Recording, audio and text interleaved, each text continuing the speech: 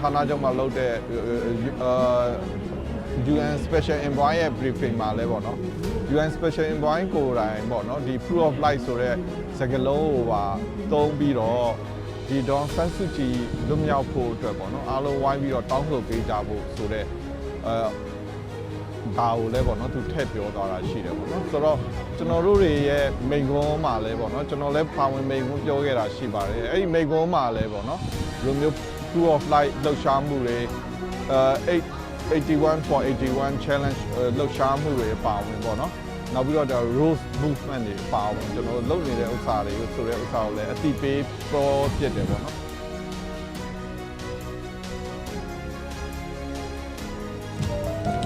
ကျွန်တော်ခေါင်းစဉ်ပေးထားတာတော့လွတ်မြောက်အောင်မြင်သည့်အထိပြည်သူအားလုံးချစ်ရတဲ့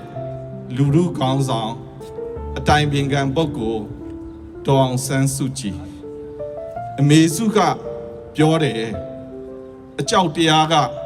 တကယ်ထောင်တဲ့အမေစုကတတိပေးတယ်အကြောက်တရားကလွတ်မြောက်ဖို့အမေစုကမာတယ်ပြည်သူသားအဓိကပါအမေစုကထပ်ပြီးမာတယ်ပြည်သူတွေသွေးစည်းညီညွတ်မှုနဲ့ပြောင်းလဲရေးကိုစွမ်းဆောင်ပါဒီ82နှစ်မြောက်မွေးနေ့မှာလူထုကောင်းဆောင်အမေစုမှာကြားတာတွေသတိချက်လို့ဒီစစ်မိတ်စာတွေအောက်မှပြည်သူတွေလွတ်မြောက်ဖို့ဒီຫນွေဦးတော်လှန်ရေးအောင်ဖို့မိသားစုတွေပြန်လဲတွေ့ဆုံနိုင်ကြဖို့ဒီထက်ပိုပြီးသွေးစည်းညီညွတ်လို့ရင်ချင်းကပ်လက်ချင်းရှက်လို့အဆုံးထိသွားကြပါစို့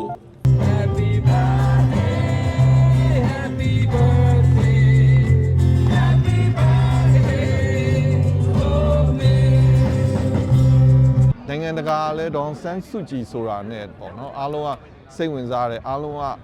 ဒီပေါ့နော်ကျွန်တော်တို့ဒေါ်လာရေးအတွက်ကျွန်တော်တို့ပြည်သူတွေအတွက်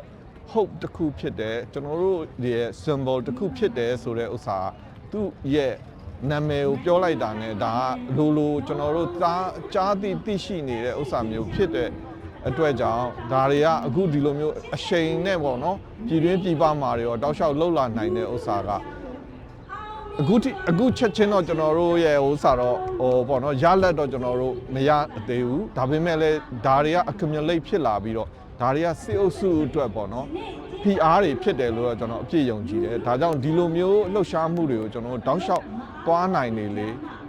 နိုင်ငံတကာပိုတိလာလေစစ်အုပ်စုအတွက်ပေါ့နော်သူတို့မဟုတ်တာလုပ်ထားတဲ့ဥစ္စာတွေကိုပေါ့နော်အမြန်ဆုံး